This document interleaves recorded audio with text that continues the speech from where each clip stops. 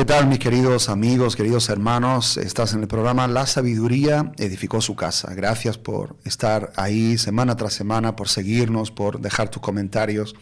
La verdad es que estoy muy contento de poder ser un portavoz de la bendita palabra de Dios. Estamos hablando acerca del Sermón del Monte, uno de los mensajes más maravillosos que Jesús haya predicado jamás, y sermones que nadie haya predicado jamás. Lo que podemos hacer ahora nosotros es pararnos ante este gran mensaje y poder, pues, como descifrar.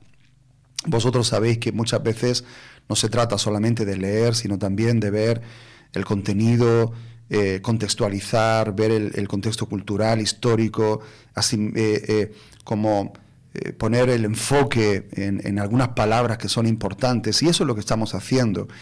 Llevamos varios mensajes ya hablando de este Sermón del Monte, y seguramente todo lo que dura esta temporada vamos a estar inmersos en este mensaje, porque precisamente este mensaje puede ser un pilar fundamental para nosotros convertirnos en personas sabias. Jesús, al final de este mensaje, dice y compara al hombre que oye estas palabras, el mensaje, el Sermón del Monte, y no solamente oye, sino que pone en práctica. Lo compararé a un hombre sabio que edificó su casa sobre la roca. Así que eso es lo que queremos, edificar nuestra casa sobre la sabiduría de Dios, que es el mismo Jesús, que es la roca inconmovible de los siglos. Y las dos últimas enseñanzas de este sermón ha sido para definir qué es lo que debe ser un cristiano. Evidentemente hay cosas que un cristiano no es, y en eso pues todavía no nos hemos puesto a hablar, pero sí hemos dicho lo que es. Entonces, hablando de lo que es, de alguna forma también interpretamos qué es lo que nosotros no debemos ser o no debemos pretender ser. Hemos dicho que el cristiano es la sal de la tierra, y vimos qué hace la sal. Tiene características muy peculiares, y es que la sal sirve para conservar y preservar de la corrupción. La sal le presta sabor a las cosas, y sobre todo la sal provoca sed a aquel que la prueba. Una persona llena de sal es una persona que con su forma de hablar, con su forma de vivir, provoca que otros puedan buscar a Dios y buscar el reino de Dios. La semana pasada hablábamos acerca de otra cosa que el hombre tiene, que es, y vimos que es la luz del mundo. Vosotros sois la luz del mundo, dijo Jesús.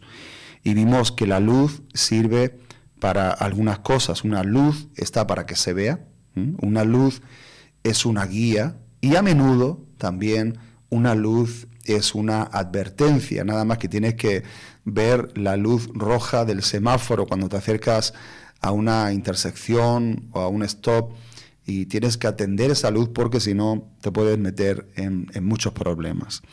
Entonces, aquí en el versículo 16 del libro de Mateo, en el capítulo 5, Jesús apostilla esta enseñanza diciendo: así brille vuestra luz delante de los hombres, para que vean vuestras buenas acciones y glorifiquen a vuestro Padre que está en los cielos. Hay varias razones de por qué los cristianos debemos ser sal y luz, y además debemos desear serlo. La primera es que tenemos que ser así. Es decir, este es el sentido o el propósito de lo que somos. La sal es para salar, nada más.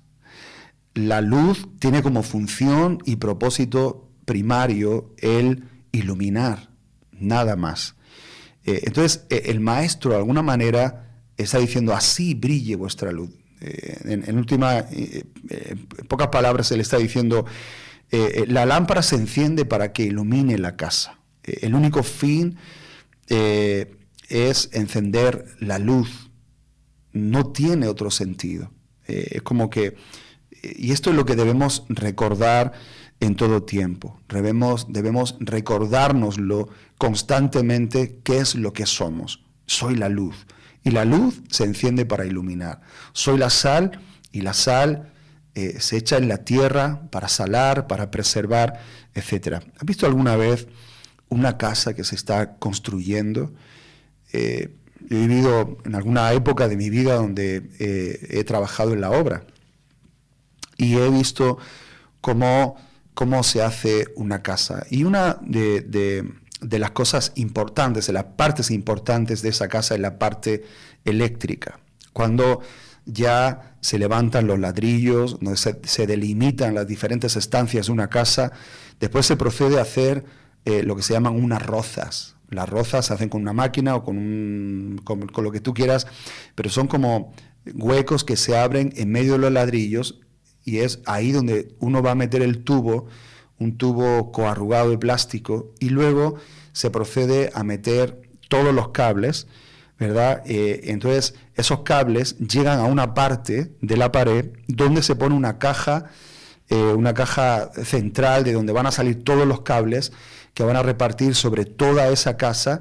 Entonces, imagínate en una habitación, va a llegar un cable, lo voy a poner en una caja universal, dentro de esa caja universal voy a instalar un interruptor, un enchufe, cualquier cosa, pero en este caso hablamos de interruptor.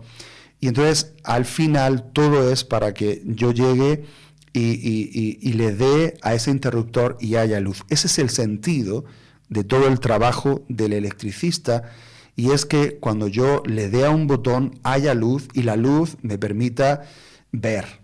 Entonces, en este ejemplo también nosotros podemos decir que el propósito de todo lo que el Señor ha hecho en la cruz, además, lógicamente, de redimirnos, sacarnos de la esclavitud del pecado, llevarnos para el cielo, pero siendo prácticos en esta tierra, uno de los propósitos importantes de la obra del Señor en la vida del hombre y de la mujer es que nosotros seamos sal y seamos luz. Es que en un momento determinado el Señor encienda el interruptor que hay en nosotros y pueda proyectar esa luz.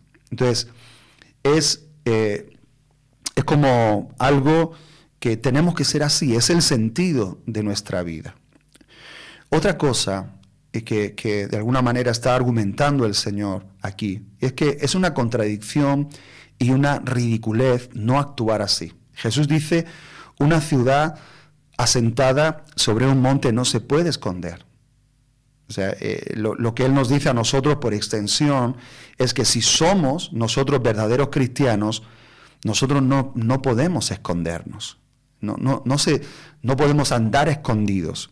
Entonces, Jesús añade, nadie enciende una lámpara y luego la pone debajo de una canasta. En cambio, la coloca en un lugar alto donde ilumina a todos los que están en esa casa. Es como nadie en su sano juicio, ¿verdad?, enciende una lámpara y luego la pone debajo, la pone en un lugar donde no se va a poder ver la luz, sino que la luz precisamente está para que la vea, para que se vea todo lo que hay en esa casa. Es como si Jesús dijera, es una ridiculez si yo enciendo una lámpara y la pongo debajo de una caja. En Marcos capítulo 4 y versículo 21, dice Jesús, ¿acaso alguien encenderá una lámpara y luego la pondrá debajo de una canasta o una cama? Claro que no. Una lámpara se coloca en un lugar alto donde su luz alumbre. En Lucas dice algo parecido. Jesús está enseñando que esto es algo obvio. El cristiano es luz y este debe alumbrar. Ese es el propósito, no se puede esconder. Entonces la pregunta sería, ¿estamos actuando así nosotros? ¿Estoy yo alumbrando? ¿Estoy yo cumpliendo el propósito por el cual Dios me ha dado su luz y me ha hecho luz? Si no es así, entonces nuestro comportamiento es contradictorio y es ridículo. Es como que yo soy una luz, pero ando escondido. Entonces no se está cumpliendo el propósito de mi llamamiento. Y tercero, añado que es un comportamiento inútil, que no va a tener utilidad. Y dice Jesús, si la sal ha perdido su sabor, no sirve para nada, sino para ser echada fuera y ser pisoteada por los hombres. Como ya dije, hay una sola cualidad de la sal y es salar. Cuando no sala la sal, entonces la sal no sirve para nada. Salar es una cualidad primaria, es decir, si no sala, no sirve para nada más. Y no pasa así con otras cosas. Por ejemplo, las flores. Las flores, su función primaria cuando están vivas es dar color, dan olor, algunas sirven para polinizar, pero cuando mueren tienen funciones secundarias, como servir de abono para la tierra. Lo extraordinario en el caso de la sal es que cuando la sal deja de salar, es totalmente inútil. Uno no sabe dónde meter la sal, no sabe qué hacer con la sal cuando la sal pierde su sabor, porque no es buena para nada más. Eso es lo que nos está diciendo el Señor a nosotros. Lo mismo ocurre con la luz.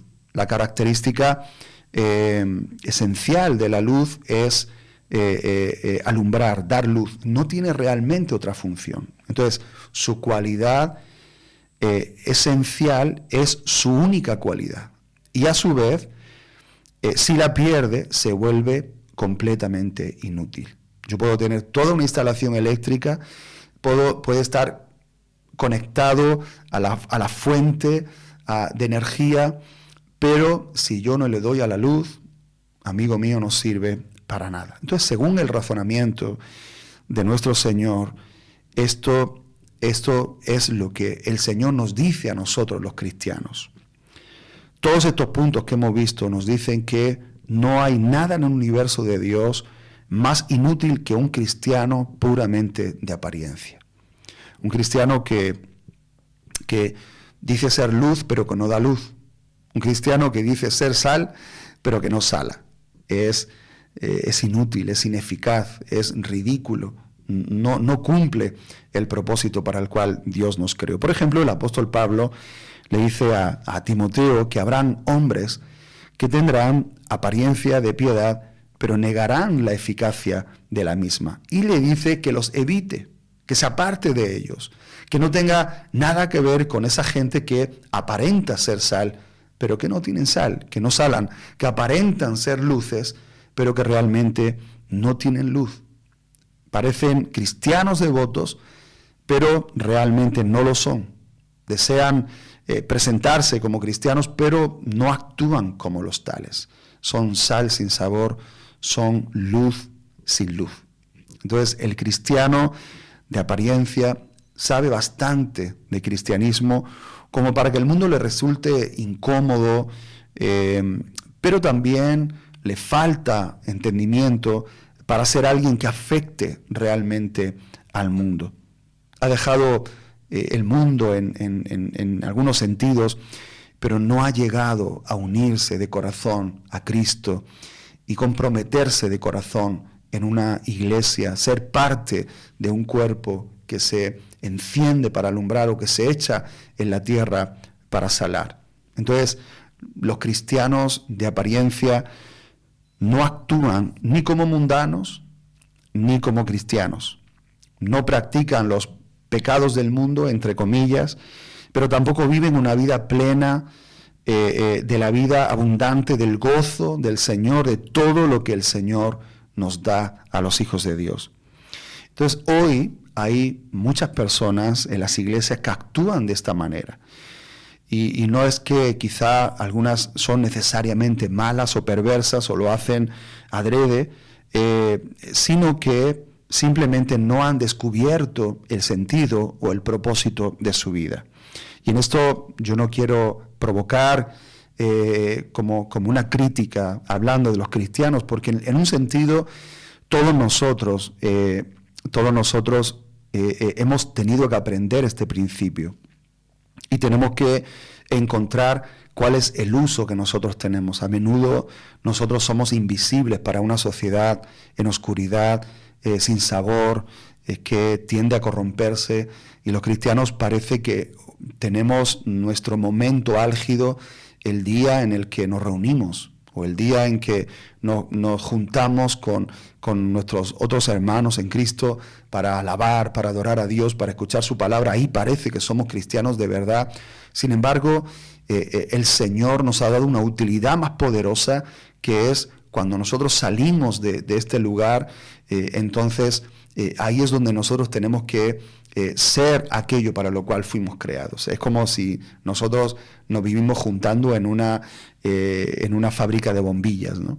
Y nosotros ahí cuando estamos en la fábrica de bombillas con las otras bombillas nos encendemos y todos decimos, wow, cómo brillamos, somos tremendos, somos la luz del mundo, somos los que más brillan en toda la tierra. Oye, si la gente necesita ver esta luz, la gente necesita ver encendidas estas bombillas, unámonos para alumbrar. Sin embargo, luego nos desconectamos y salimos al mundo como bombillas, pero apagadas. Y a veces pasamos desapercibidos entre una sociedad que necesita desesperadamente la luz. Entonces, el cristiano verdadero no se puede ocultar. El cristiano verdadero no puede pasar desapercibido. El cristiano verdadero, quiera o no quiera, destacará. Será como la sal. Será como una ciudad situada, asentada sobre un monte que tú la ves desde abajo, una ciudad en todo lo alto. Aquí en Granada está la ciudad Granada, que está asentada sobre el valle, pero luego tú ves que hay montañas y tú ves ciudades que están ahí en esas laderas de las montañas y tú las ves con sus luces brillando y dices, wow, qué bonita. Esa ciudad no se puede esconder.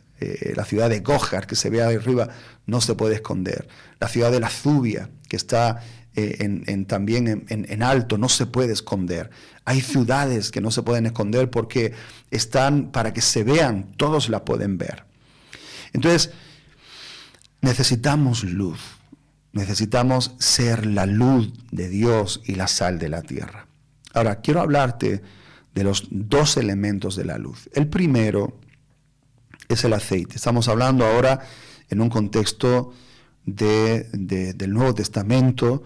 Lógicamente ahora la luz, pues dándole a un interruptor, o hay incluso las pilas que tú te pones unas linternas que ya tienen pues una cantidad de luz increíble. Pero en este tiempo se necesitaban dos cosas para que hubiera luz. La primera era el aceite. Y para mantener la luz encendida es imprescindible el aceite. El aceite habla de la perseverancia en la oración. Tenemos la parábola de las 10 vírgenes que nos recuerda esto. No podemos quedarnos sin aceite. Necesitamos estar constantemente estando en la fábrica del aceite, en el lugar donde se nos provee, donde se nos suministra del aceite necesario para poder mantener nuestras lámparas encendidas por largo tiempo. Y a veces cuando vemos que se nos va a acabar el aceite, ahí vamos y entonces vamos a buscar el aceite, que es la presencia de Dios, que es el lugar de oración. Ahí es donde nosotros vamos a buscar ese componente, ese oro líquido que necesitamos para poder alumbrar. Sin aceite no podemos alumbrar. Sin Dios no podemos alumbrar. Si nosotros queremos tener un ministerio efectivo hacia afuera, tenemos que ser personas que van a suministrarse del aceite que está adentro, que está en la presencia de Dios, que está en el corazón de Dios, que está en la palabra de Dios. Ahí es donde nosotros encontramos el ánimo, la fuerza, el estímulo, la unción. Ahí es donde nosotros tomamos la savia poderosa de la raíz. Ahí es donde nosotros recibimos la unción del Espíritu Santo para luego entonces unirlo a otro componente, que es la mecha. Y la mecha, yo creo, esta es una interpretación mía, la mecha creo que es el mismo carácter del Señor en nosotros. La mecha, por ejemplo, son las bienaventuranzas. Nosotros, los que están oyendo ahora este mensaje, vosotros sois la luz del mundo y vosotros sois la sal de la tierra, primero el Señor les ha provisto la mecha. Y la mecha yo creo que son las bienaventuranzas, son los pobres en espíritu, son los que lloran, los humildes, ser limpios de corazón, ser mansos, misericordiosos. Creo que la mecha y el aceite van juntos. No puede haber luz si falla uno de estos elementos. No se trata, nosotros no somos luces porque repitamos versículos bíblicos como papagayos. No somos luces tampoco porque tengamos un carácter formado, hecho, y estamos orgullosos de tener un carácter cristiano. Pero debe estar la unión, la conjunción de ambos elementos, la unción del Espíritu, la presencia de Dios en nosotros, la fe, el poder transmitir la palabra de Dios, pero también teniendo el carácter de Dios. ¿Por qué? Porque no puede haber luz si falla uno de estos dos elementos. La mecha debe estar empapada con el aceite. El aceite debe impregnar cada parte de la mecha. Y ahí es donde decimos que la oración debe ser el lubricante de la mansedumbre, de la misericordia. En definitiva, es orar al Señor y estar llenos del carácter de Cristo.